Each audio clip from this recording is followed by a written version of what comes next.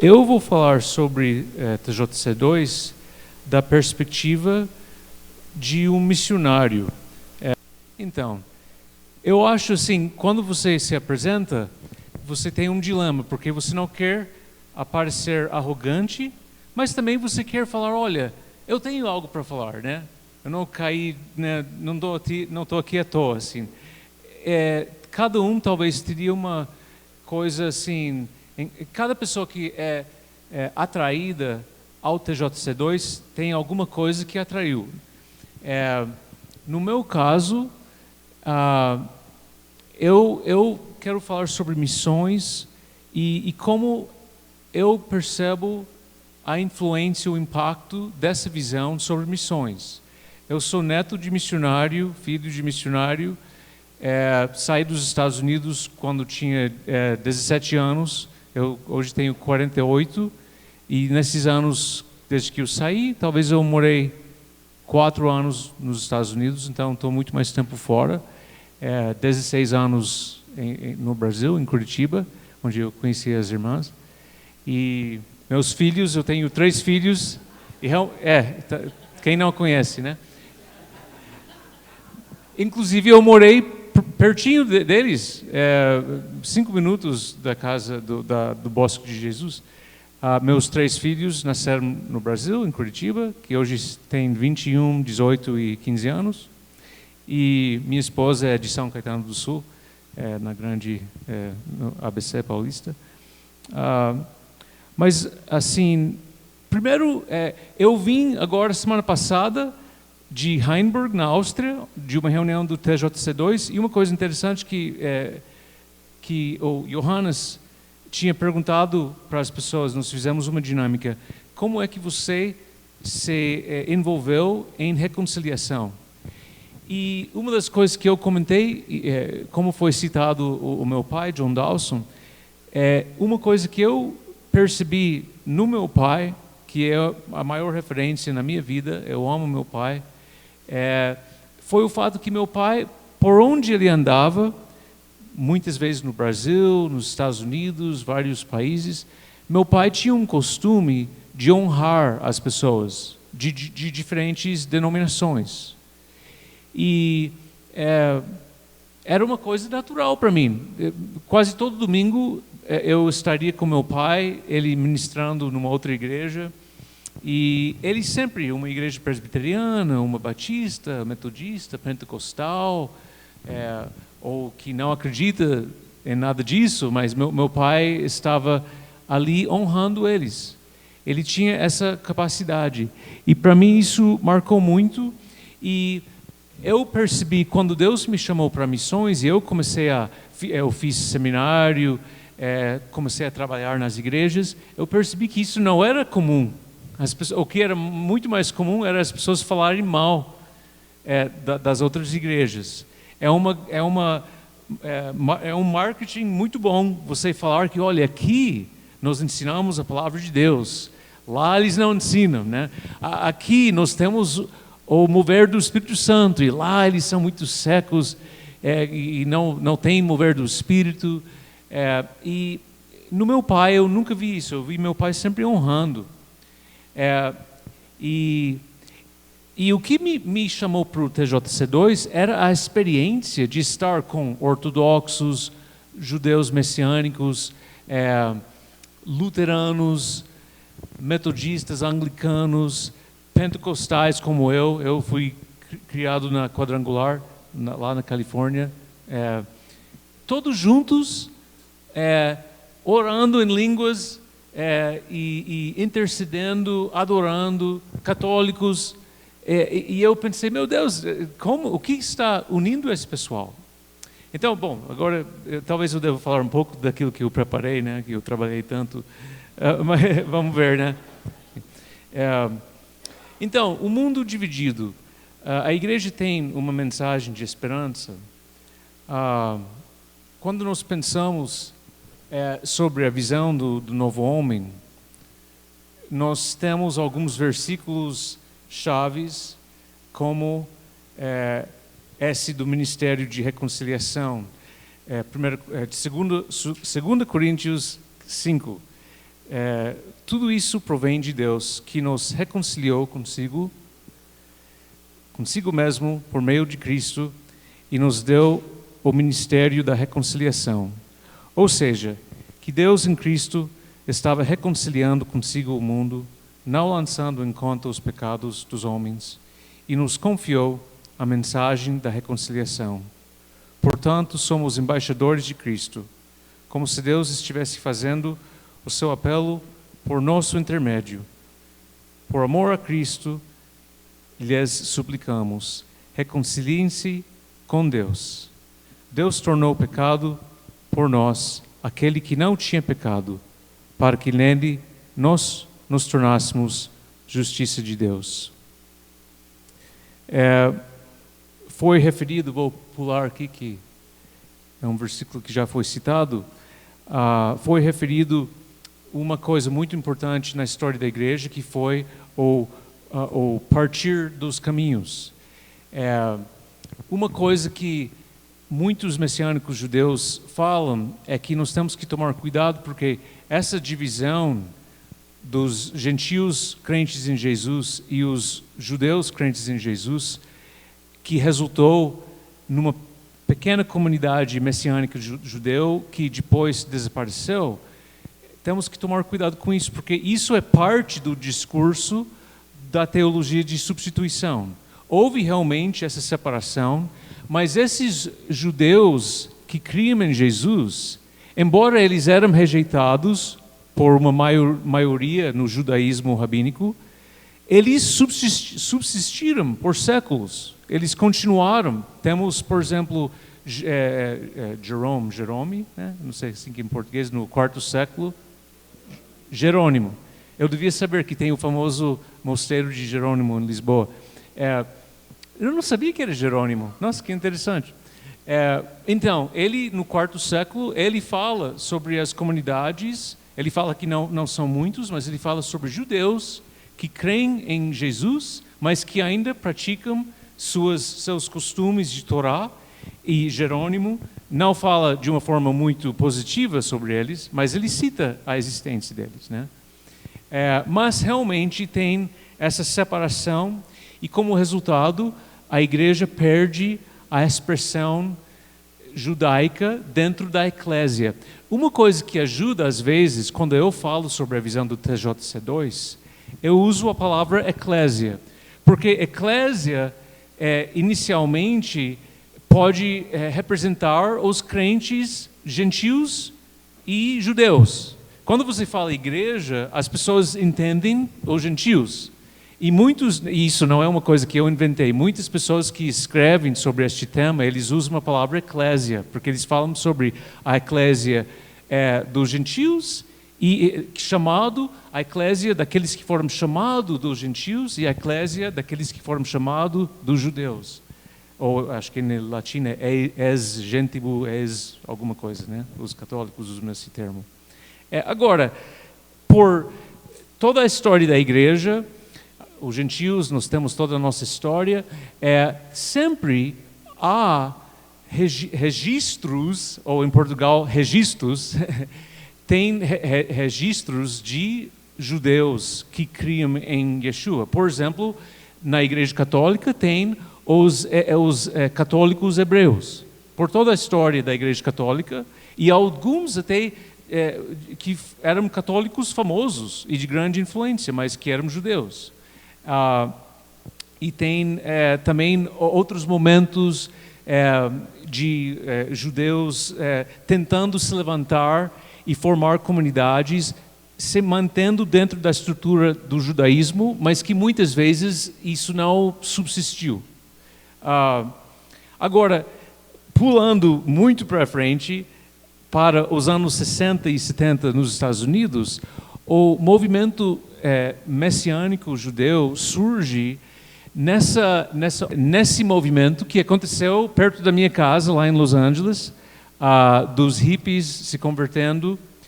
E a ideologia do movimento hippie, que também teve aqui no Brasil, no mundo todo, eles valorizaram muito a pluralidade, o pluralismo, né? Pluralismo é uma ideologia, né? Não é só que há diversidade, mas que nós celebramos diversidade. Então, neste movimento dos hippies, por exemplo, todos os gente como eu, né, pele branca, queria procurar, será que eu tenho um pouco de sangue de índio, de Cherokee ou Comanche, ou alguma coisa, né? Os hippies que eram asiáticos, eles pensaram, olha, de repente é legal que eu sou japonês.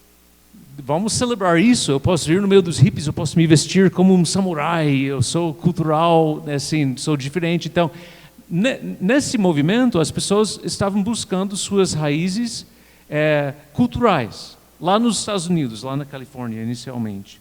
E muitos judeus também, de cabelo comprido, de sandália, lá na região das praias de Los Angeles, muitos deles, neste movimento chamado Jesus Movement, Movimento Jesus, muitos deles também se converteram. Eles, esse mover, e os judeus, por exemplo, como o Rabino Mardi, quando falam sobre o que aconteceu, eles não estavam procurando Jesus, de forma alguma. Foi um avivamento, uma coisa que veio do nada, assim. Mas esses judeus que também foram tocados por este movimento evangelístico, era um avivamento realmente.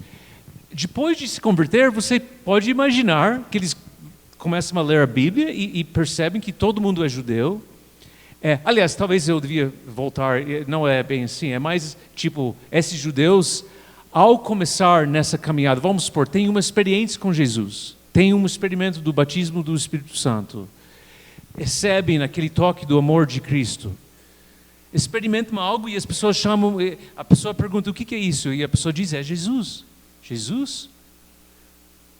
Depois da euforia, você imagina a crise que eles vão ter, assim, tipo, Jesus representa os nazis, Jesus e os cristãos representam os piores inimigos dos judeus. Uma coisa que me surpreende é ver que hoje nós pensamos que os maiores inimigos dos judeus são quem? Os muçulmanos, né, árabes. Mas na história dos judeus, eles consideram os maiores inimigos os crentes, os cristãos, muito mais. Então, você imagina a experiência desses judeus jovens que têm essa experiência metafísica, uma coisa, um amor de Cristo. Quem aqui já experimentou isso, né?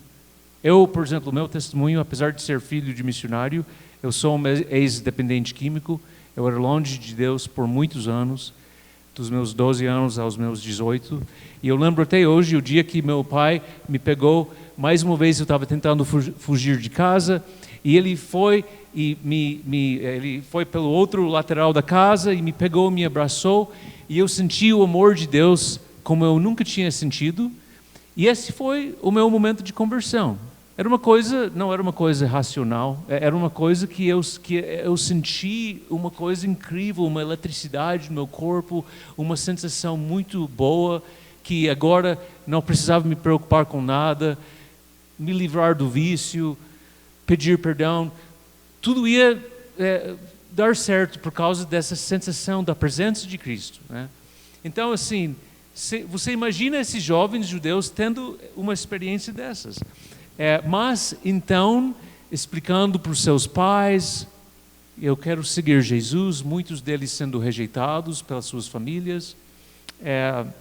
Então, eles estavam, como a gente fala em inglês, between a rock and a hard place. Entre cruz e punhal, talvez uma coisa que eu vou falar em português. Eles estão numa situação complicada desde então, porque o movimento messiânico judeu, inicialmente, aconteceu dentro do ambiente evangélico. Por isso que, assim, até hoje, se você for para uma comunidade messiânica, você vê a influência da cultura protestante evangélica. E carismática também. Muitas das comunidades messiânicas hoje no mundo são que acreditam nos dons do Espírito, profecia e tudo isso.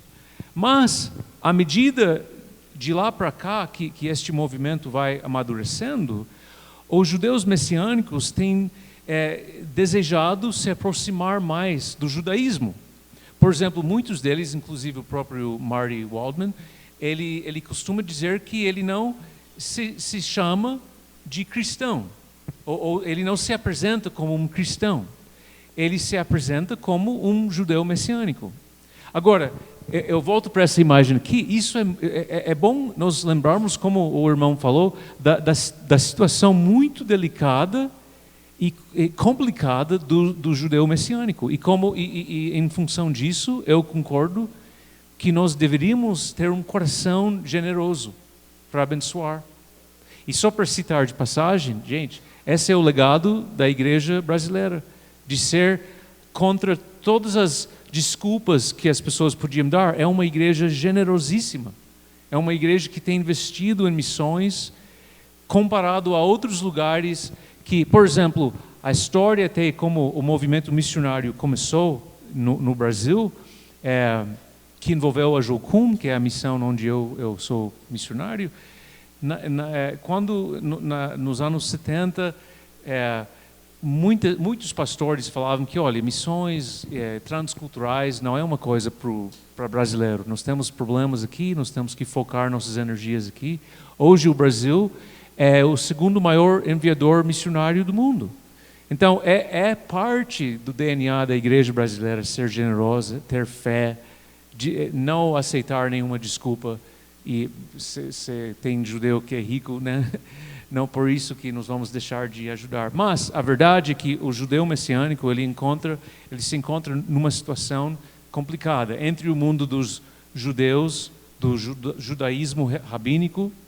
Uma coisa interessante é que a igreja surge no primeiro século e também o judaísmo rabínico que nós conhecemos hoje. Então, a igreja e o que nós conhecemos como judaísmo hoje, eles se desenvolvem paralelamente, no mesmo tempo. Muitas vezes eu fiquei pensando, como um cristão, mas os judeus não são curiosos sobre o Novo Testamento? Porque foi escrito por judeus. Mas a gente tem que entender que nesses 2000 anos, eles já escreveram um monte de coisa deles. Eles têm o Talmud, o Mishnah, eles têm tantas escritas que, na realidade, na minha opinião, não é tão difícil eles dizerem que, olha, eu não estou interessado no Novo Testamento. Neste intervalo, não é que eles só têm o Velho Testamento. O judaísmo rabínico é um negócio muito rico, com teólogos, com escritas, aliás, o judeu gosta de escrever e ler. Eles produzem literatura como nenhum outro povo. Então, assim, essa foi uma surpresa para mim, ao estudar o judaísmo rabínico, o quanto de profundidade, de cultura que existe ali, né? E eu comecei a pensar, bom, talvez não é tão difícil eles ignorarem o cristianismo. Eles têm um monte de coisa ali para fazer e pensar, eles têm o mundo deles, né?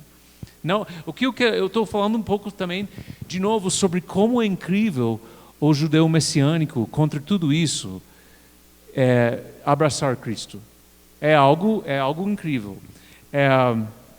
Então, assim, mas quando o judeu messiânico se aproxima de suas raízes, vamos supor, dos anos 70 até agora, 2024, isso pode alienar eles de muitos que antigamente éramos os parceiros deles.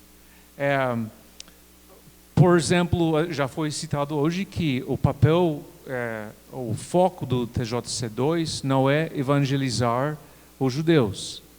Então, assim, quando os judeus messiânicos tentam se aproximar do judaísmo, muitas vezes eles são rejeitados, na maioria das vezes, pelo judaísmo.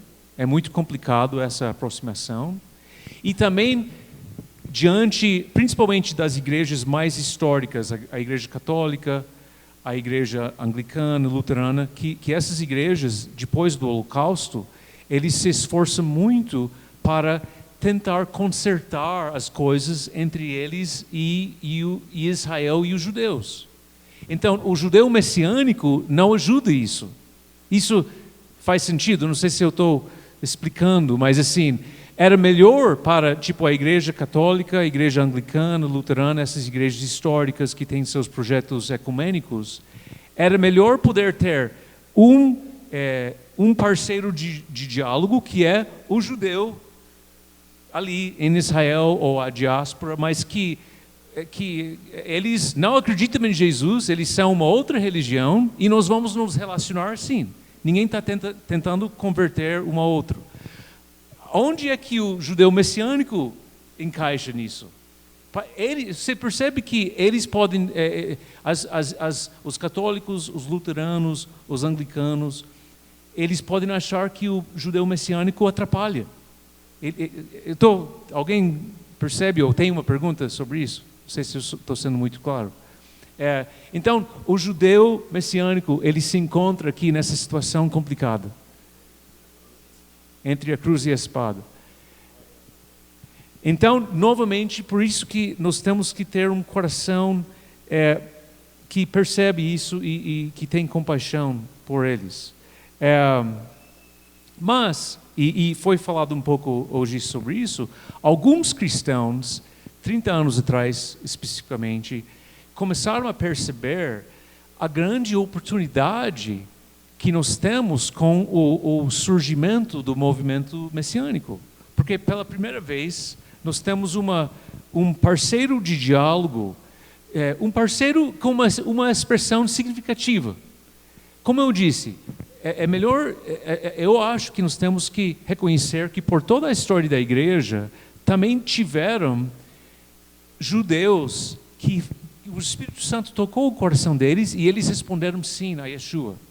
Então não é que quando eu falo sobre o movimento messiânico que surgiu nos anos 70, eu não estou falando que não tinha nada do quarto século até lá. Tinha. Mas com esse surgimento do movimento moderno de judeus messiânicos, há algo diferente, há uma oportunidade inédita, né?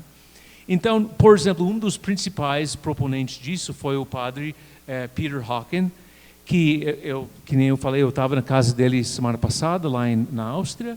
Ele já faleceu há algum tempo, mas ele foi um líder católico, um teólogo, que teve essa visão. Olha, quem sabe se ao tratar dessa primeira divisão na história da igreja, que foi a divisão entre judeu e gentil, quem sabe se ao tratar disso, isso não pode ser uma chave para todas as demais divisões.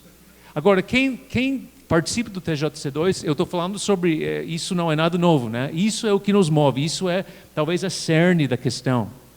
Então, acho que qualquer coisa, pelo menos se eu fosse pensar em 3 dias de conferência, se tivesse um tchan para tirar, era isso. Quem sabe se ao tratar dessa divisão, não pode levar à cura das demais divisões. Quem sabe? É uma visão louca. Uma vez eu falei com o Marty, quando eu estava inicialmente me envolvendo no TJC2, eu falei, Marty, eu vou te falar uma coisa, por favor, eu espero que não vai ofender, mas eu nunca vi uma visão mais ostentoso do que TJC2.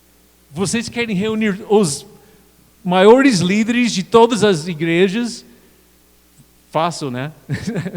E o TJC2 não surgiu com pessoas de grande influência, né? Assim, teve alguns, mas o principal foram intercessores, né? Pessoas que oravam e que é um movimento profético. E eu falei para o Marty, é uma visão que talvez a única barreira às vezes é achar que isso é possível, né?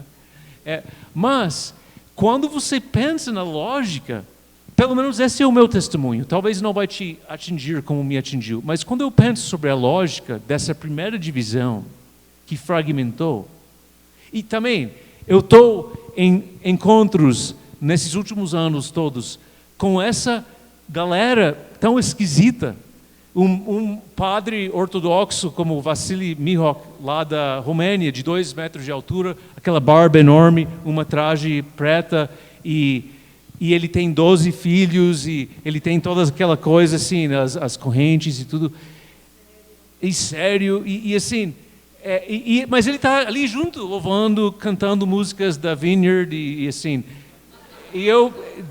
de onde surgiu isso? É muito estranho, né? Então, essa ideia de que tem algo diferente. Uma das coisas também aqui em Efésios, dentro da carta que a gente lê tanto, Efésios 3, 1 a 6. Por essa razão, eu, Paulo, prisioneiro de Cristo Jesus. Quando eu tento falar rápido, é que a coisa desanda, né?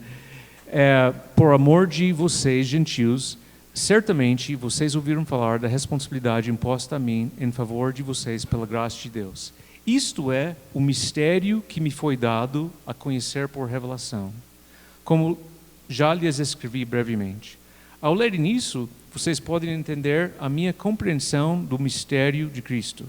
Esse mistério não foi dado a conhecer aos homens de outras gerações, mas agora foi revelado pelo Espírito aos santos apóstolos e profetas de Deus, a saber que mediante o Evangelho os gentios são co-herdeiros com Cristo, membros do mesmo corpo e co-participantes da promessa em Cristo Jesus.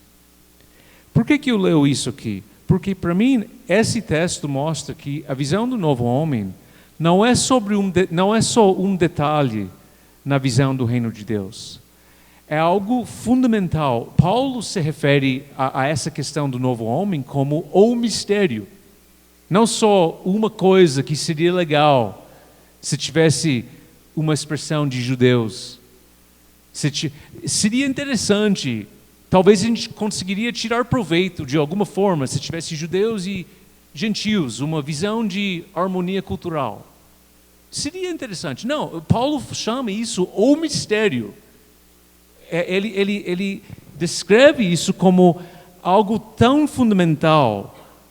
E isso deve informar a nossa urgência e a fé. Por exemplo, nessa conferência em Heinberg, nós perguntamos para o Dan Juster, que por muitos anos foi um dos líderes do movimento messiânico no mundo e nos Estados Unidos. Mas quando nós falamos sobre o concílio, eu acho que eu que fiz a pergunta, se não me engano. Eu falei, Dan, quando nós tentamos vender essa ideia, nós queremos fazer um concílio, mas o que vai acontecer? Me diz, Dan, assim, o que nós esperamos que vai acontecer? E ele disse, olha, avivamento, algo estrondoso, fim dos tempos, vai acontecer. A ideia do concílio não pode ser só uma coisa formal com declarações. Nós temos que crer que a partir disso vai haver avivamento. A partir disso vai ter um derramar do Espírito Santo. E a minha convicção de que isso dá para acreditar são as minhas experiências. E eu vou te falar, as minhas experiências do derramar do Espírito Santo com católicos, ortodoxos, anglicanos, essa diversidade de pessoas. Eu fui criado no meio pentecostal. Mas eu vou te falar, eu nunca experimentei nada como essa experiência com pessoas tão diferentes. E qual é a razão disso para mim? É que o Espírito gosta disso. Deus gosta. Quando isso acontece, o Espírito Santo se manifesta de uma forma incrível. Meus filhos que foram criados no meio pentecostal, eles já foram para N reuniões de oração pentecostais. Eles já sabem quem vai orar. Primeiro vai ser aquela irmã e o senhor lá, e ela sempre vai orar em línguas, e alguém vai interpretar, e vai ser mais ou menos assim, 1 hora. Talvez para alguém que não é carismático, pentecostal, entra lá, uau, isso é muito estranho. Mas para quem nasceu nisso, pode ser rotina. Agora, quando alguém entra nessa mistura, ninguém sente que a coisa é previsível. Ninguém sente que sabe o que vai acontecer. É muito assim, volátil. E outra coisa também, por isso que nós temos que ter os intercessores, essa questão de andar em unidade nesses últimos 30 anos não tem sido fácil. O movimento TJC2 teve algumas épocas que quase acabou. Porque, por exemplo, um dos desafios é que o mundo dos judeus messiânicos Não é um mundo de um grupo, de um movimento unido. Como diz o ditado, 2 judeus, 3 opiniões, né? Eles discordam muito. E você acha que esses judeus messiânicos discordam de uma forma cordial e assim? É brava as discussões. E eles rompem um do outro. Então, assim, e talvez um dos maiores desafios é entre os judeus messiânicos e os católicos. Uma das feridas mais profundas é entre os judeus e os católicos. Então, muitos dos judeus messiânicos que o TJC2 tem procurado abraçar, tudo bem, quando os evangélicos estão lá, porque, como eu disse, o movimento messiânico judeu moderno surgiu mais ou menos dentro do mundo evangélico, com o patrocínio dos evangélicos. Mas, de repente, os evangélicos trazem alguns católicos para alguns judeus messiânicos e isso ofende muito, né? Então, esse é o tipo de desafio que nós encontramos. E também vamos lembrar que nós protestantes temos uma enorme história de antissemitismo também. Também que eu queria citar, isso tudo, eu espero que vocês percebem a ligação disso a missões. Aqui, o que vocês veem aqui? O que é isso? Isso. 1942, 1492, Columbus sailed the ocean blue. A gente tem um jogo de palavras para decorar. Eu estive no lugar na Espanha onde eles partiram o Ninho, Pinto, Santa Maria, são os 3, né? Santa Maria. Por que eu coloco essa imagem? Eu creio que missões passa por uma crise, já não é de agora, mas as missões cristãs, por exemplo, qualquer seminário evangélico nos Estados Unidos ou na Europa, não sei aqui no Brasil como está hoje, eu talvez podia dizer 10 anos atrás, quando chega uma leva de alunos que sentem, olha, eu tenho um chamado missionário, eu tenho um chamado transcultural para levar o evangelho. A maioria desses candidatos, se você perguntar, mas qual é a sua visão, qual é a sua maior paixão? A maioria deles não vão falar sobre evangelismo no sentido tradicional, de pregar o evangelho, pregar a palavra de Deus. Eles vão falar, o que vocês acham que eles vão dizer? Que tipo de missão eles querem fazer? Imagine o jovem hoje em dia, o que o mundo vai valorizar? Eles são discípulos deste meio ocidental moderno. Eles querem fazer uma diferença. Eles não querem, a maioria, necessariamente pregar o evangelho como o objetivo principal. Mas qual seria uma alternativa? Mas a resposta, o que você mais ouve, é essa questão de justiça social, né? Nós vivemos uma crise onde as pessoas querem viajar, né? Querem conhecer culturas, querem fazer bem, mas a questão de você pregar sua religião e tentar converter, isso contradiz tanto a ideologia do pós-colonialismo, que é uma coisa que manda nas universidades, que manda na mídia. E isso não é algo novo. Por exemplo, eu fiz meu primeiro curso missionário em 1993, 31 anos atrás, e mesmo naquela época, eu lembro que a gente questionava, mas como nós vamos para a Índia converter eles, dizer que a religião deles não presta? Como que a gente vai conversar com o muçulmano e dizer que eles estão errados, que a escritura deles é inspirada por demônios, né? Esses questionamentos não são novos, mas eu estou aqui para testificar que hoje é um outro nível. Hoje, assim, os candidatos missionários, seja católicos, seja anglicanos, seja Assembleia de Deus, geralmente, e eu ando pesquisando sobre isso, eu sou um missiólogo, eu pesquiso sobre missões, independente da tradição cristã, a maioria das pessoas hoje tem uma alta dificuldade de tentar converter pessoas de sua religião.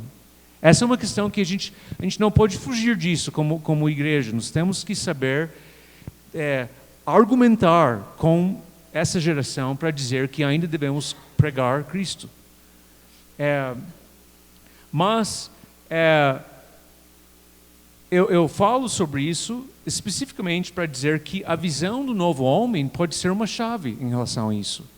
Porque a visão do novo homem, até se você pensar sobre a Igreja do Sul Global, a Igreja do Sul Global, que onde mais cresce é na África subsaara, é onde o cristianismo mais cresce, e também paralelamente ao Islã, por isso que é um lugar de muitos conflitos religiosos. Mas neste Sul Global, que missiólogos usam esse termo, que inclui Brasil, inclui regiões da África, da Ásia, esse é o futuro, e não é nem o futuro, mas é o atual líder do cristianismo global. O típico cristão hoje é uma mulher morena, pobre, que tem uma fé cristã muito conservadora e ortodoxa. Esse é o típico cristão hoje. Não é uma pessoa liberal, pele clara, que vive num país rico. E essa tendência só vai crescer. Na Europa, depois da Segunda Guerra, a população agora é doubled. Como que fala doubled? Se duplicou, obrigado. Na África, multiplicou por 10. Então, na Europa, o maior discurso que você ouve sempre é o problema da imigração. Que nós vamos fazer para não ter tanta gente, para conseguir controlar? Mas não dá para controlar. É muita gente. É muita gente. Então, mas o crescimento das igrejas no sul global, uma coisa interessante é que essas culturas que são diferentes que a cultura ocidental, essas culturas mais tradicionais, quando eles ouvem falar da restauração dos judeus na igreja, eles são os que mais vibram com isso. As igrejas da Polinésia, as igrejas em regiões rurais da África, essas igrejas de culturas mais tradicionais, eles desde sempre são mais voltados para as narrativas do Velho Testamento. Eles gostam muito disso. Eu estive numa igreja no Havaí um tempo atrás e eu vi o quanto que eles amam toda a cultura dos judeus e o Velho Testamento. E eles celebram todas as festas de tabernáculo e tudo isso, porque para eles, ao contrário da igreja europeia, ocidental, que foca nas doutrinas, né? O que é ser crente? É você ter as crenças certas e fazer as declarações certas. E agora você é catequizado e você é salvo. O que mais importa é você crer as coisas certas, né? Não estou falando que isso não importa, mas essas culturas tradicionais, elas são mais apegadas à história, à narrativa do Êxodo, das histórias de Daniel na cova dos leões. E eles gostam mais dessa coisa integral, mais humana.